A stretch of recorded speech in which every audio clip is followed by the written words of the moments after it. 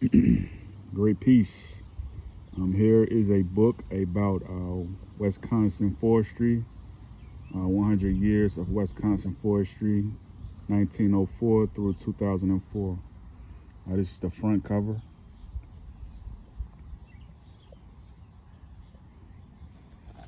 All right, let me open the book. And I was just looking at this book here, and it was basically just letting me know that when you look at wildlife, forestry, environmental protections, when you look at conservation of lands, when you look at the Bureau of Land Management, they have programs for like teenage, young adults, people who can go into like programs like this, civilian conservation corps camps, and like technical school, also college, like a HBCU, and excuse me, a bug. And like I was just looking at this, and I was saying like people can actually go to college for like agriculture and forestry and become like a wildlife saver. When you see like endangered species that may be in a particular habitat, that may be in a civilian population, that needs to be looked after or kept after, you can do those type of things. And this is very current in a sense. But so let's kind of look at this and kind of guide ourselves through this book.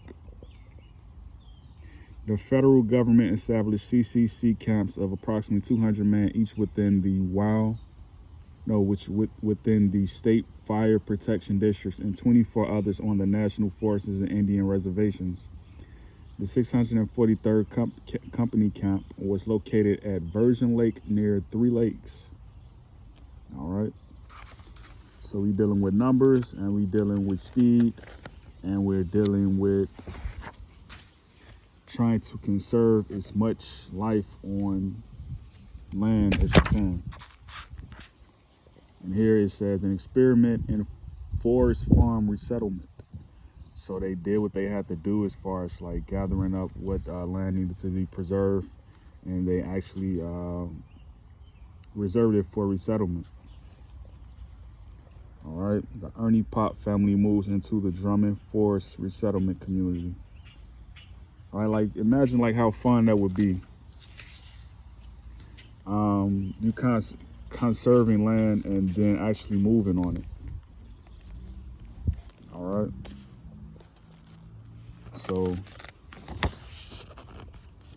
this is a good book to get as far as those who want to move into that understanding of like what history tells as far as like conserving land.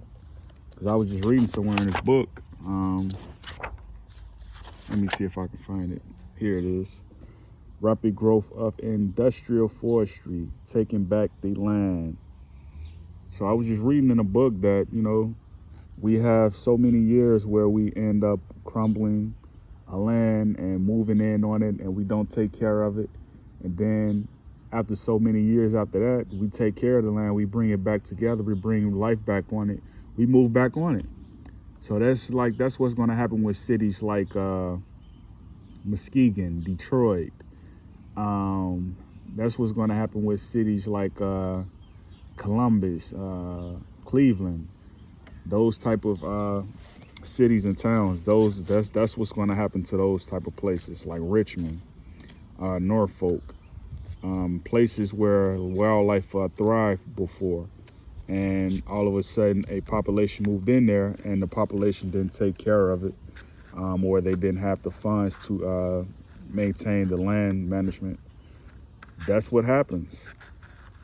All right, people move out, and then industry starts to come back, and then it becomes a tool again for people to tour and become like tourists. And so that's what's going to happen. We need to take care of these lands, and anything small is just picking something off the ground. that doesn't belong there and recycling it.